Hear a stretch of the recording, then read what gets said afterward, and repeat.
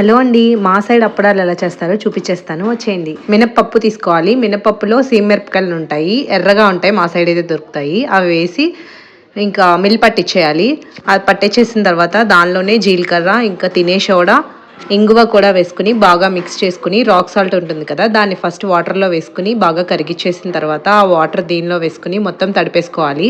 మనకి చేతులు బాగా మంట పుడుతూ ఉంటాయి, అందుకని చెప్పి మనం చేతులకి కొంచెం ఆయిల్ వేసుకుని రుద్దుకుంటే కాస్త మంట తగ్గుతుంది. ఆ పౌడర్ కూడా బాగా కారంగా అనిపిస్తుంది, అగరగరగా తగులుతుంది.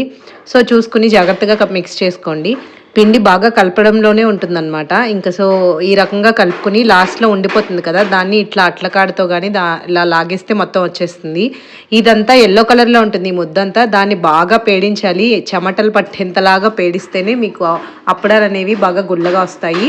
అలా పేడించిన తర్వాత వైట్ కలర్లో వస్తుంది ఆ ముద్ద అనేది, అప్పుడు మంచిగా అయినట్టు అనమాట. తర్వాత చేతికి ఆయిల్ పూసుకుని ఇంకా చిన్న చిన్న బాల్స్గా చేసుకుని చుట్టూ ఈవెన్గా పట్టేలాగా నువ్వుల్లో వేసేసుకోవడమే. తర్వాత అప్పడాలు మంచిగా చేసేసుకొని బయట ఒక మంచం వేసుకుని దాని మీద ఆరపెట్టేసుకోవాలి.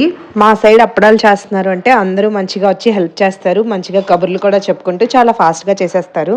ఫైనల్గా అప్పడాలు చేయటం అయితే అయిపోయింది. పిల్లలందరూ ఉన్నారు కాబట్టి ఇంకా అందరూ మంచం మీద మంచిగా ఆరబెట్టేశారు.